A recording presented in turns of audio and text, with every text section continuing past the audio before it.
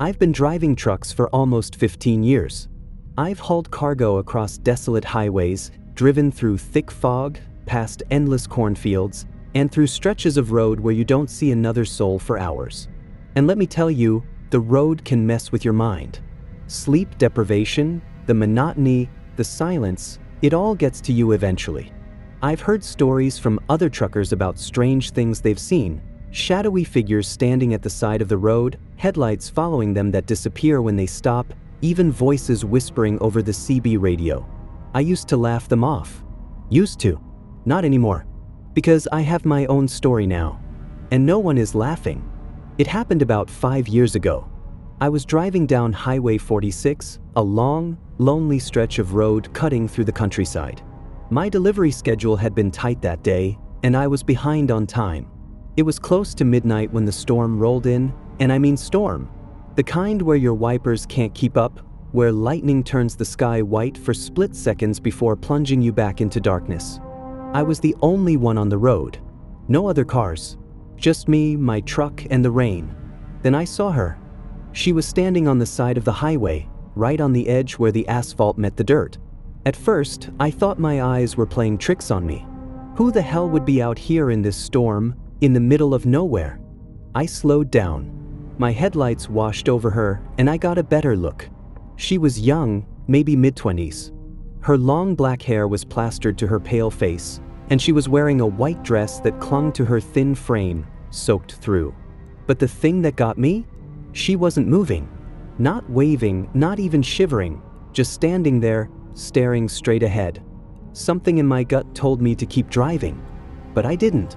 I pulled the truck to a stop beside her and rolled down the window. "Miss, you okay?" She turned her head slowly, her dark eyes meeting mine. Then she whispered, "Take me home." Her voice was almost drowned out by the rain, but I heard it. Soft, flat, emotionless. I hesitated. "Where's home?" She lifted a pale hand and pointed down the road. "Keep driving." I don't know why I let her in.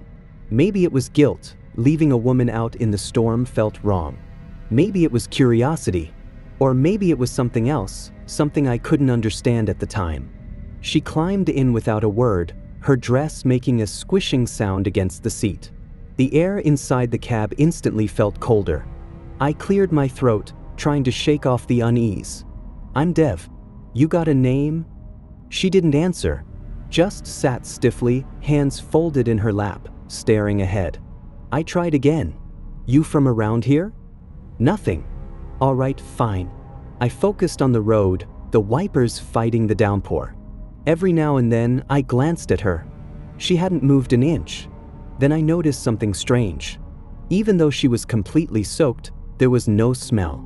No damp clothing, no mud, no scent of rainwater. Just nothing. A chill crawled up my spine. We drove in silence for miles. The deeper we got into the countryside, the heavier the air in the truck felt. My hands tingled on the wheel, my ears started ringing. Something about this road felt wrong. Finally, I saw it. A house. Or what was left of one. The place was a wreck. Half the roof caved in, vines swallowing the walls, windows shattered. It looked abandoned for decades. I put the truck in neutral, my pulse pounding. "Are you sure this is the right?" I turned to her. She was gone. The seatbelt was still fastened. The door hadn't opened. She had just vanished. I stared at the empty seat, my breath shallow. My eyes darted to the window, then to the house. And that's when I saw her, standing in the doorway, watching me. My stomach turned to ice. Her expression was the same, blank, hollow. But then slowly, too slowly, she smiled. Not a normal smile. A wrong smile, stretching too wide, revealing teeth that were too white, too sharp. I slammed the truck into reverse so fast my tires skidded on the wet road. I didn't care where I was going, I just knew I had to get away. I drove straight through the night, stopping only when I reached a crowded truck stop. I sat in my cab for what felt like hours, gripping the wheel, my mind racing. Maybe I imagined it. Maybe I was just exhausted. I almost convinced myself until I saw the seat. It was still wet. The next few days were a blur. I tried to put it behind me, tried to forget. But then the knocking started. It was soft at first, just a faint tap-tap against the truck door when I was parked alone at night. I told myself it was the wind. Then I started seeing her reflection in the side mirrors. Just a flicker, standing on the side of the road, her hair dripping, her eyes locked onto mine.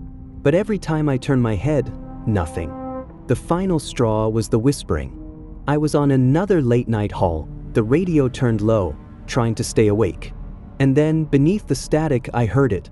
"Take me home." My blood ran cold. The whisper was coming from the passenger seat. I didn't look. I didn't breathe. I floored it, pushing the truck faster than I ever had. The whispering got louder, rising into a frantic, distorted scream, "Take me home," until I swerved onto the shoulder, gasping for air. And then, silence. When I finally dared to look, the seat was soaked again. I took a week off after that. Thought about quitting. A month later, I broke my own rule. I went back. I don't know why.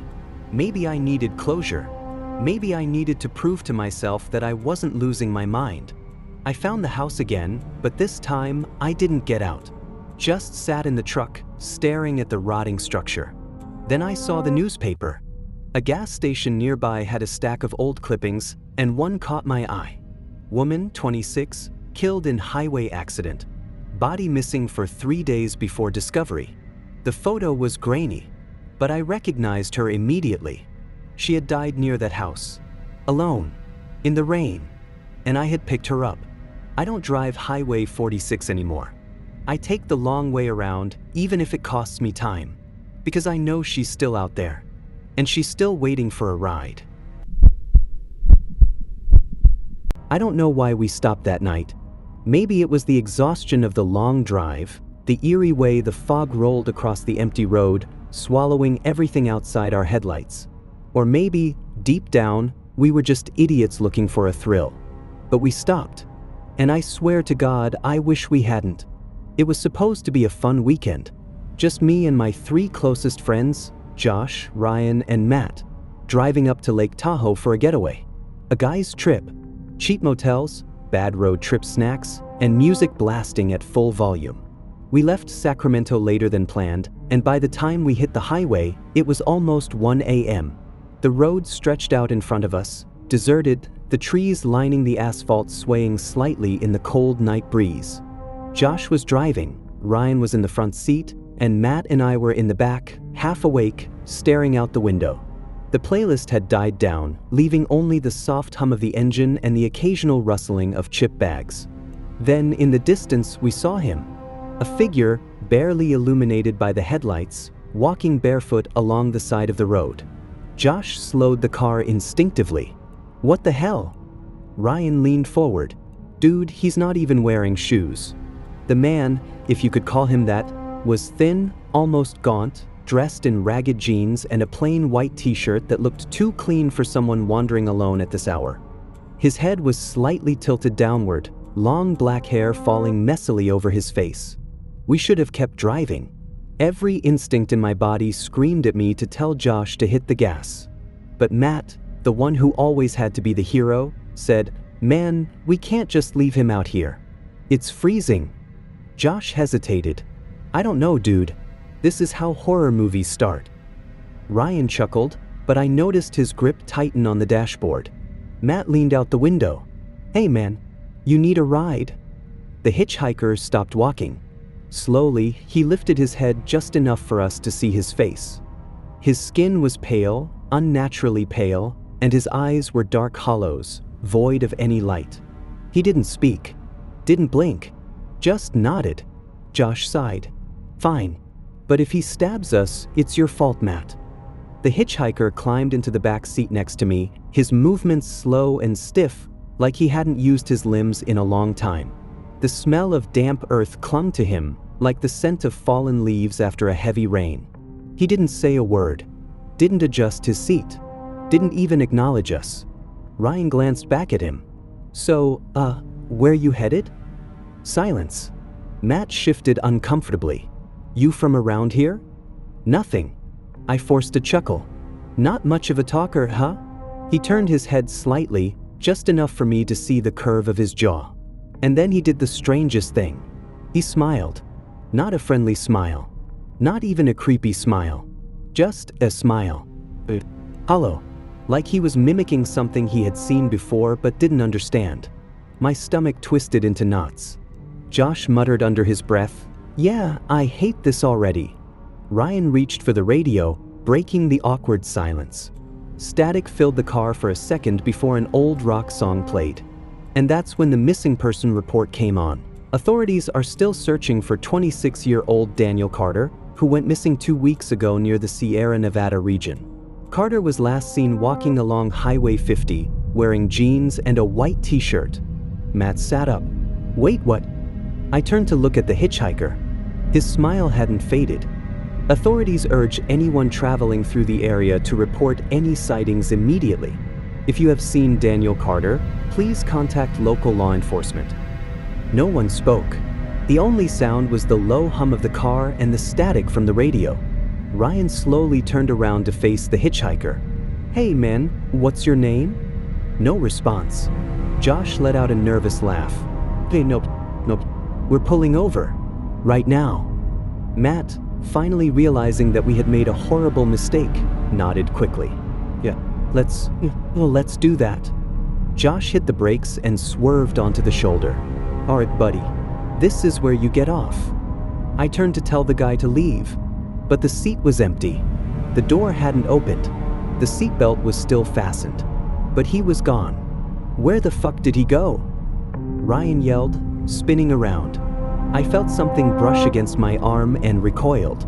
The seat, it was ice cold. Matt's breath came in short gasps. "Guys." His voice was barely a whisper. We followed his shaking hand as he pointed at the seat. Deep scratches marred the upholstery. For long, jagged gashes, as if someone, had been holding on for dear life. I felt bile rise in my throat. Josh slammed his foot on the gas. "We are getting the hell out of here." The next town was 30 miles away. It felt like an eternity. When we finally reached a well-lit gas station, Josh pulled in so hard we nearly hit the pump. We stumbled out of the car, gasping for breath. The night air was cold, but I was drenched in sweat. Ryan lit a cigarette with trembling fingers. "What the fuck just happened?" Matt ran a shaking hand through his hair. That was him, wasn't it? The missing guy. Daniel Carter. I didn't respond. I was still staring at the back seat. At the scratches. Then I saw it. A handprint on the fogged-up window. But it wasn't from the inside. It was on the outside. I turned toward the highway, my heart pounding. The road stretched out into the darkness, endless and empty. And then, in the distance, just barely illuminated by the neon glow of the gas station lights, I saw him, standing by the side of the road, smiling, waiting for another ride. I never pick up hitchhikers. Not because I'm some heartless asshole, I've just heard too many horror stories. People go missing that way. Serial killers, carjackers, escaped convicts. You never know who you're letting into your car. But that night, on that empty stretch of highway, something made me stop. And I will regret it for the rest of my life. It was past midnight, and I was driving through the Nevada desert, heading back to Los Angeles after visiting my sister in Reno. The road was long and empty, the only company being the distant glow of my headlights and the endless, open sky. The kind of silence that makes you feel like you're the last person on earth. I had just passed a rundown gas station when I saw him. An old man, standing by the side of the road, waving his arms frantically. His clothes were tattered, an old flannel shirt, faded jeans, boots covered in dust. His long, gray hair was tangled, his face weathered and creased with age. He looked desperate. I should have kept driving, but my hands acted before my brain did. I slowed down. As soon as I stopped, he rushed to the passenger side window. His eyes were wild, darting over his shoulder like he was being chased. "Please," he gasped. "You have to let me in. It's coming." I swallowed hard. "What's coming?" He didn't answer, just yanked the door handle. I hesitated. Everything in me screamed to hit the gas. But there was something about the way he trembled, the absolute terror in his eyes. He was old, frail, helpless. I unlocked the door. He practically threw himself inside, slamming the door shut behind him. I pulled back onto the road. "Are you okay?" The old man was breathing hard, clutching his chest. He stared out the windshield, his fingers twitching against his knee. "They can't follow us now," he muttered. A shiver crawled down my spine. "Who can't?" He didn't answer. The air in the car felt wrong, heavy, as if the atmosphere itself had thickened. I glanced at him again. His lips were moving, but no sound came out. And then I saw his hands. His fingers were trembling, but not in a natural way. They jerked in sharp, unnatural spasms, twisting at odd angles. The bones beneath his skin looked wrong, like they didn't quite fit together. I gripped the steering wheel tighter. "Sir, do you need medical help?" Slowly, he turned his head toward me. His eyes weren't the same color anymore. I nearly slammed on the brakes. His pupils had shrunk into tiny black dots, swallowed by an eerie, glassy white. His breathing had changed too, slow and ragged, like a deep rattle inside his chest. The voice that came out of him wasn't his. It was younger, sharper. "You weren't supposed to see me yet?" I froze. "What?" The old man, or whatever the hell he was, grinned. His teeth were too sharp. His tongue flicked over them, snake-like. I could hear my own heartbeat pounding in my ears. The temperature in the car plummeted. My breath came out in visible puffs. The windshield fogged over, the road outside disappearing. And then, as I reached for the door handle, his hand shot out and gripped my wrist. It was ice cold. "You should keep driving," he whispered. His grip tightened. My skin burned where he touched me. I wrenched my arm away and slammed the brakes, skidding onto the side of the road.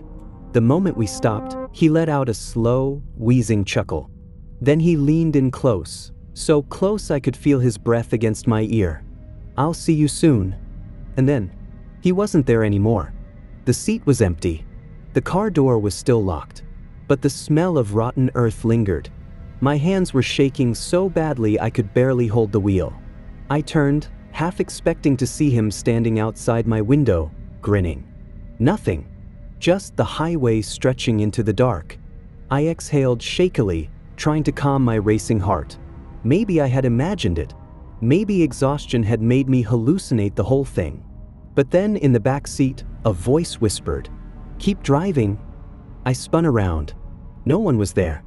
But the seatbelt in the back was still buckled. And the worst part? The voice didn't stop. "Keep driving. I'll see you soon." I slammed my foot on the gas. And I never looked back.